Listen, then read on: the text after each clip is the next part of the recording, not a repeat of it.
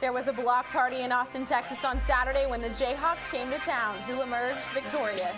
Earl Thomas made Longhorn Nation proud, getting a Super Bowl ring.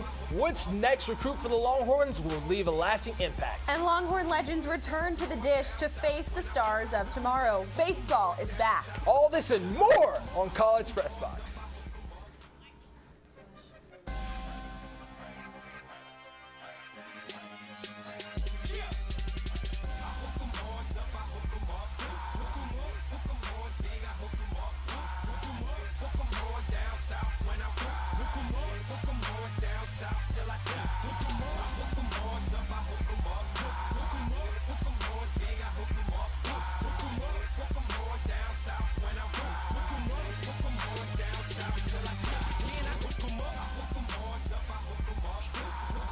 Good evening and welcome to College Press Box. I'm your host, Bailey Zarpavar, and joining me tonight is analyst Josh Blunt. What a weekend in sports, my friend. Let's talk about it. Absolutely. Super Bowl 48 in the books.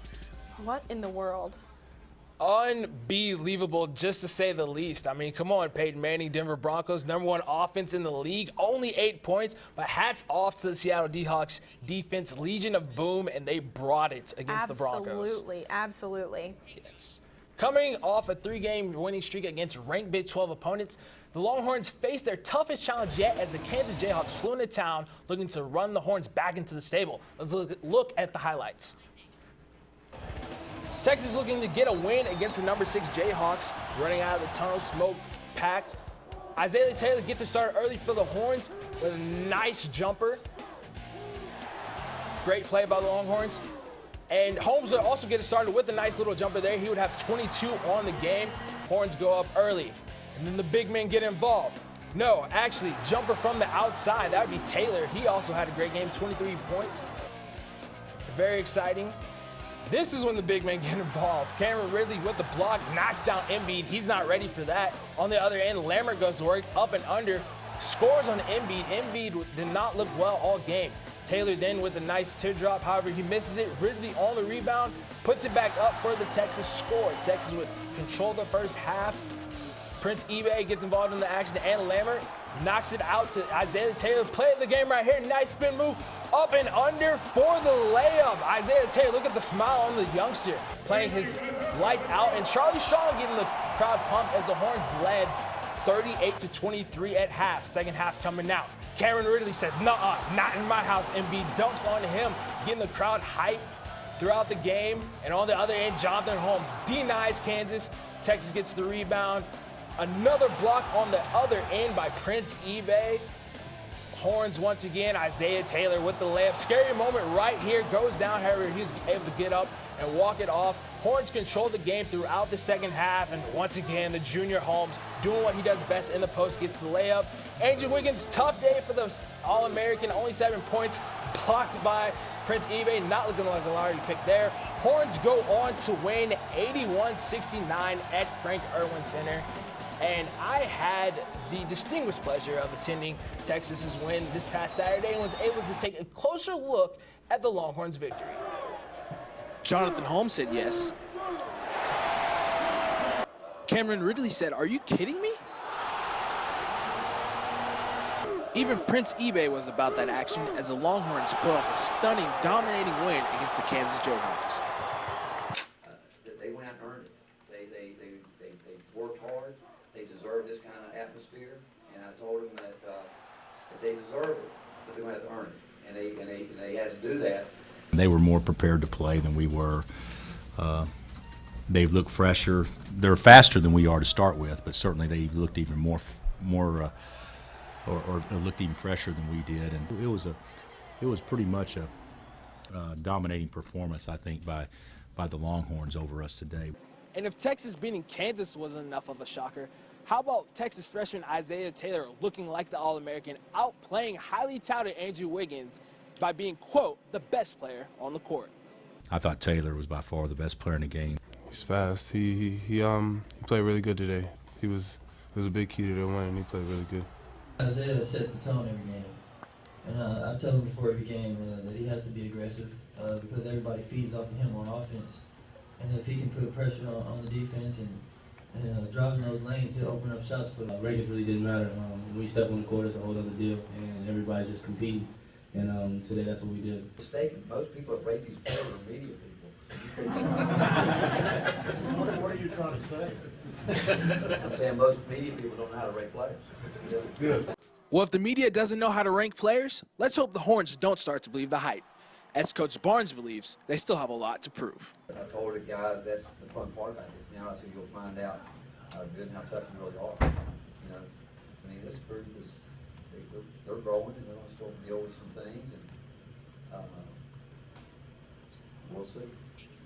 We will Josh. see Rick Barnes. Quite an impressive win for the Longhorns this Saturday. Josh, what did the Longhorns do well in their win over Kansas? And maybe more importantly, what do they need to improve on going forward the rest of this season? Well, this Longhorn team started early. They pushed the tempo, got great shots, and it basically started with Isaiah Taylor, who had 23 points, and Holmes. Jonathan Holmes, who also had 22. They played phenomenally throughout the game, and I think the atmosphere of the crowd played a large part. The drum was buzzing, a lot like DKR was a couple years ago when the Horns faced West Virginia in football. And talking about those Big 12 matchups, their next matchup is a game against TCU in Fort Worth. Coming up, TCU is winless in conference play. Texas obviously kind of on a roll here. Right. They lose sophomore guard Javon Felix, though, to a concussion. What does that do to this Texas team? How is his absence going to affect them on the court? Well, I don't think it really affects them too much. Felix had been struggling early, very early actually in the season, and this has been nothing new for the Horns. I think what you'll see is Taylor and Holmes will continue to pick up the slack. And I really liked what I saw from Kendall Yancey and Martez Walker in their limited minutes. The Horns will be just fine. Okay, and looking forward even further, the Longhorns are about halfway through Big 12 play at this point. What does the rest of the season hold for this Texas team? I mean, realistically, where are they going? What are we looking for? What's coming up for Texas? Well, they still have a tough road ahead of them. They have to go to Kansas to play them again and Lawrence. And you know that's going to be revenge games for the Jayhawks. However, they do have Baylor and Oklahoma State at home, which I think they can get. This team is riding a 6-game winning streak. They are a lot better than people thought. I think if they can continue to improve on that, Longhorns, I think, can win the Big 12. Very nice, Josh. Thank you. Football is over. Basketball is in full swing, obviously, and Texas dominated in the pool and on the court. We will be right back. It's College Press Box.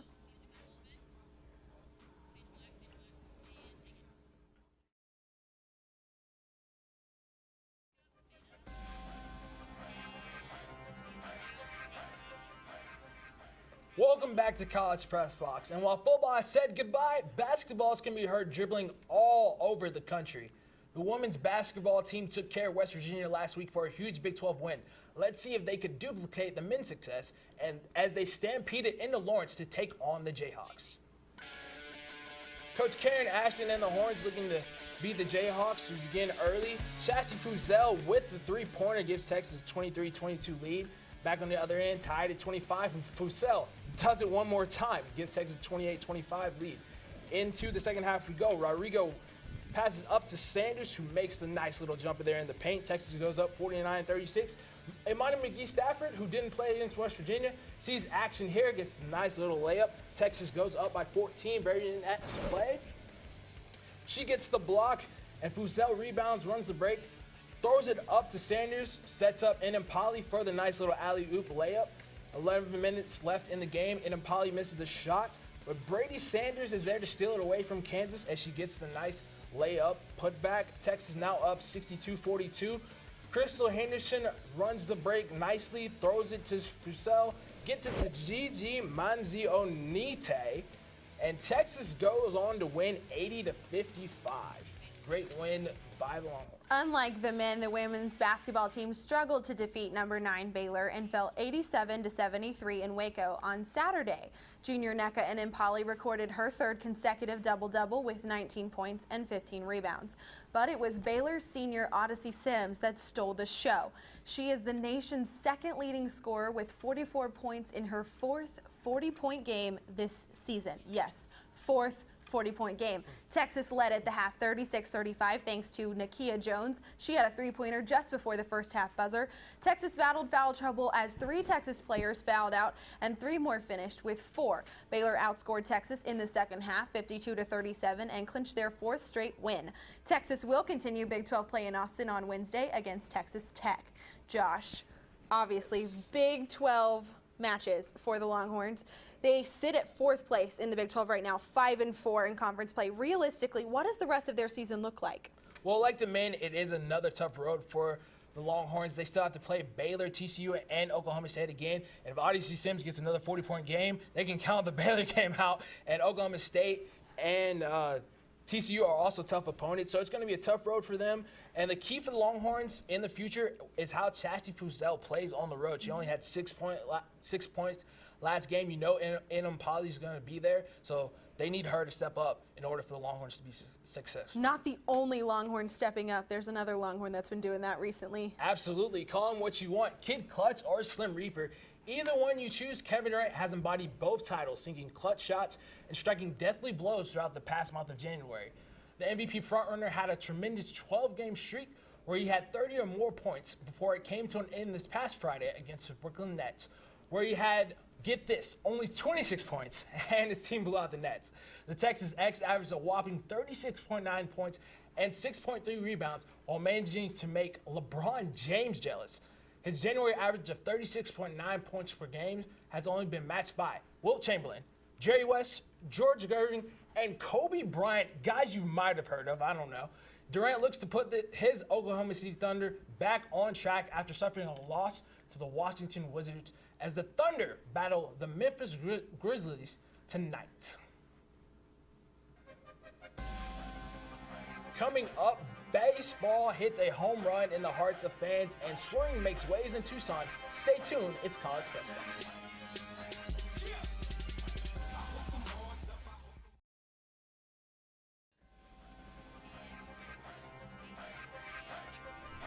Welcome back to College Press Box. With baseball season just around the corner, the Dish welcome back some familiar faces. Former Longhorns teamed up against the current squad. Let's head out to the Diamond for the highlights. Alumni game getting underway here. Augie Garrido talking to some of the officials before we start. Top of the first, Nathan Thornhill on the mound. Batter Jordan Danks is at home. He is waiting for Drew Stubbs on third to come straight on home as he grounds out to second base. Alumni take the early 1-0 lead. Top of the second, Thornhill still on the mound. Batting is Jordan Etier. He grounds out to McGuire, third out, heading to the bottom of the second. Bottom of the third, Thornhill on the mound again. Paul Montalbano, he hits this directly to Thornhill. Don't do that, Paul. Bottom of the fifth, Jeremy Montalbano with a single up the middle. He drives home Trace Barrera, who was on second. Texas ties everything up at 1. Bottom of the sixth, Court Knable on the mound. Trey Barrera at bat. Brooks Marlowe on third. He hits a single to right center. Brooks Marlowe's coming home to score. Takes a 2-1 lead. Texas goes on to win the game 8-3. After the game, both sides singing their alma mater. Texas fight, y'all. After the game, we spoke to Coach Garrido about the current team's performance on Saturday. I think after they got their legs underneath them and got the jitters off of it, they had some pretty decent rallies. It's about run scoring, folks. Hitting's certainly an important part of it, but it's about run scoring. There's no way we can be solid at this point in time because we just haven't put in the time. I feel all in all there was a lot more good than negative, and the negative kinds of things that we did see are things to work on. Over the weekend, the number 3 ranked men's swimming and diving team made a splash in Tucson to take on the Arizona Wildcats. The Horns picked up a solid victory over the number 5 Wildcats, winning 194-153. Texas led 121-65 after Friday's session and never lost control. Junior Clay Youngquist led the Horns by winning the 200 freestyle with a time of 1 minute, 40 seconds, and 38 milliseconds after catching up to Arizona's Matt Barber in the final 50 yards. Freshman phenom Jack Conger also secured a Texas win in the 200-meter butterfly, followed by Jack Martins in second place. The Longhorns will start to look forward to the Big 12 championships starting February 26th here at the Lee and Joe Jamel Swimming Center. The losses continue to roll for Arizona. Their number 1 basketball team fell to Cal on Saturday, and the number 10 women's swimming team lost to number 6 Texas. The Longhorns won 196-157 at the 2-day dual meet. Seniors Alex Hooper and Samantha Tucker went 1-2 in the 200 freestyle with 149.69 and 149.96 respectively. Senior Lily Moldenhauer recorded a 54-10 in the 100 backstroke over Arizona's All-American Bonnie Brandon. And Texas senior Ellen Lobb defeated the defending NCAA champion Margot Gear in the 50 freestyle. The team is back in action as they host the Big 12 Championships starting February 26th at the Lee and Joe Jamail Texas Swimming Center. Moving to tennis, the women's tennis team returned to nurse their dark red colored bruises as the #1 Stanford Cardinal demolished the #17 Longhorns, winning by a score of 6-1. The lone bright spot came from freshman Ratnika Batra, who defeated top 40 opponent Caroline Doyle in straight sets. However, her teammates weren't able to repeat her success. At one point, Batra and Lena Pettigimati had held match point over Doyle and Krista Hardebeck, but the match was suspended after the Cardinal clinched doubles points. The Horns will look to regroup during dual match play February 7th at the ITA National Team Indoor Championship at the University of Virginia. There was no tide rolling through Austin on Saturday. The number 14 men's tennis team blanked Bama 4-0 to improve their overall record to 6-0. Jacoby Lewis and David Hollander won their doubles match. Nick Nauman and George Goldhawk won a tiebreaker over Becker O'Shaughnessy of Bama and Stuart Kenyon. Lloyd Glasspool and Soren Hess-Olesen ended their match unfinished in a tiebreaker to maintain a 16-2 doubles record on the season. The Longhorns hit the road to face number 26 Michigan on February the 7th in Ann Arbor, and then they'll head to Chicago to face number 19 Illinois. Quite a road trip for the Longhorns. College Press Box's Larissa Liska has more on the win over Alabama. The number 14 Texas men's tennis team faced off against number 32 Alabama at the Pinnock Allison Tennis Center. The 28-year-old facility will be demolished in May to make room for the UT Dell Medical School. It's been a great facility. When it was built, it was state-of-the-art, one of the greatest in the country. It's going to be sad to see it go, but on the other hand, I'm really excited about what we have in the future. Hopefully we can make this a year to remember and then get a new facility in place. We want to have the best facility in the country, and that's our goal, and hopefully that will happen. The Longhorns swept Alabama 4-0, making their record 6 wins and 0 losses.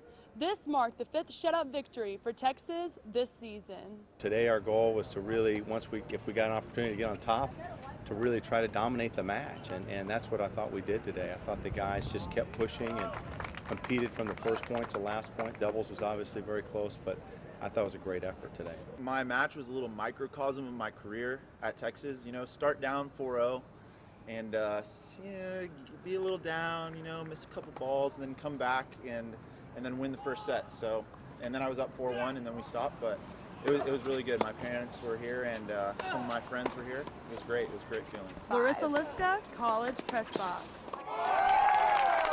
This is Texas, and that means football is never over. Stay with us. It's College Press Box.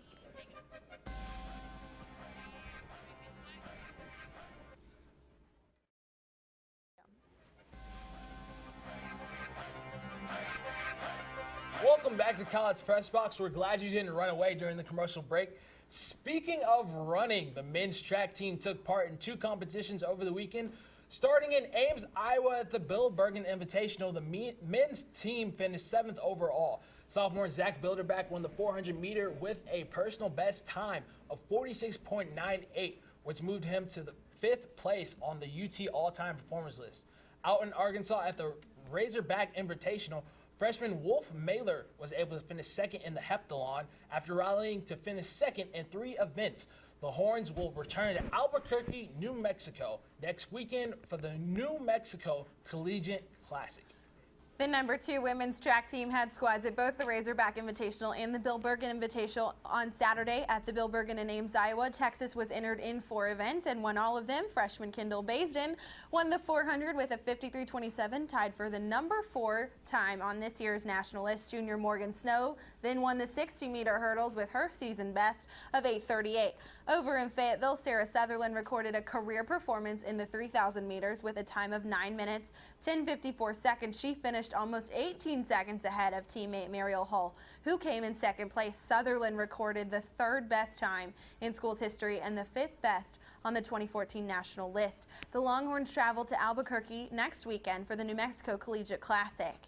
And the track team was not the only Longhorn doing big things this weekend. Longhorn legend Earl Thomas and the Seattle Seahawks defeated the Denver Broncos yesterday in Super Bowl 48, and that means, Josh, one thing, the end of football season. But football is never really over here in Texas. The Longhorns are just 75 days away from their annual orange and white spring game. Yes, we have already started counting down, but fans don't even have to wait that long. Wednesday is National Signing Day and the beginning of the Charlie Strong era at Texas. Josh, let's talk recruits. Who are you excited to see? I got to go with the fan favorite Gerard Hurd, the 4-star, 6'1", 190-pound QB out of Denton, Texas. He is that dual threat quarterback, can run and can throw. Right now, his running has progressed a little bit more than his throwing, but he does throw a nice deep ball and needs to work on his accuracy. And I've heard reports, just reports, that he has a little Russell Wilson in him, which is great considering Russell just got a ring yesterday. Absolutely. Gerard Hurd is heard to be that dual threat on the ground and in the air. Do you think he's this sort of answered prayer for Texas fans if he does absolutely follow his commit to come to Texas? Do you think he's this, angel sent from heaven for us to fix all the Texas football woes? What's going on with that? Well, Hurd is solid on his commit. He is coming to Texas and will sign. As far as being an angel sent from the Lord, he is a great player, but he does need to adjust to the college game. He is a freshman. He will need to develop a deep ball, put some more muscle on his frame so he doesn't get a lot of injuries. The Texas fans also need to remember David Ash and Tyrone Swoops are still on the team, and they will show more improvement under Charlie Strong. So there's no need to worry about Gerard Hurd right now at this moment. I gotcha. Well, and besides signing day, there are a few other things happening around the 40 acres this weekend and all over the rest of the country with Texas sports. Let's take a look at what's coming up for them. On Tuesday, men's basketball is in Fort Worth to take on TCU at 7 p.m. On Wednesday, women's basketball is here at the Frank Irwin Center, loud at the Drum Guys, taking on Tech at 7 p.m. And then from February 6th through February 8th, men's golf is going to be in Hawaii, tearing up the links. And on Thursday, February 6th, softball travels to Baton Rouge to take on the LSU Tigers. Friday, softball takes on North Carolina and Louisiana Lafayette in a doubleheader. Men's tennis will go to Ann Arbor to face the Michigan Wolverines. February 7th through the 8th, track and field is in New Mexico at the New Mexico Collegiate Classic. And on February 7th through the 9th, women's tennis is going to be at the ITA National Team Indoor Championships. And Saturday, that is going to be a busy day, my friends. Men's basketball at Kansas State at 12:45 on the Big 12 Network. Softball doubleheader, LA Lafayette at 4:30, Northern Iowa at 7, and rowing is at the Fighting Nutria. Rounding out the weekend on Sunday, women's basketball takes on the Iowa State Cyclones here at the Drum. Softball versus the Boilermakers of Purdue. And men's tennis takes on Illinois. And golf will be at the Northrop Grumman from February 9th through the 11th. Josh, yesterday was Super Bowl 48, Bruno Mars and that halftime performance. What did you think about it? I thought it was great. I'm a little Bruno Mars fan. Locked Out of Heaven was a great rendition. I was a little disappointed. He only teased us with Billionaire. It's a nice song. That's little just not fair. Catchy beat. I just wanted maybe one more song. That's all I wanted. And speaking of wanting one more song, just one more football game? Is that even possible? How are you going to deal with your football withdrawals? Well, it is sad to see it go, but I will toss myself into pro days, combines, from Kuiper to McShay. I will be reading it all. And of course, March Madness is coming very soon. So plenty to keep yourself busy. I think I'm going to have to talk to some Coach Taylor and, watch the Friday Night Lights Texas forever. But that's all the time we are going to have tonight. Thank you for tuning in. Make sure to join us every Monday night at 9:30 for all things UT Sports. You can follow us on Twitter at College Press Box. And for some of the best sports debate on the 40 acres, you can watch College Crossfire on Wednesday nights at 9:30 and follow them on Twitter at College Xfire. For everyone in the studio, Master Control, our analyst Josh Blunt, and myself, thank you so much and good night.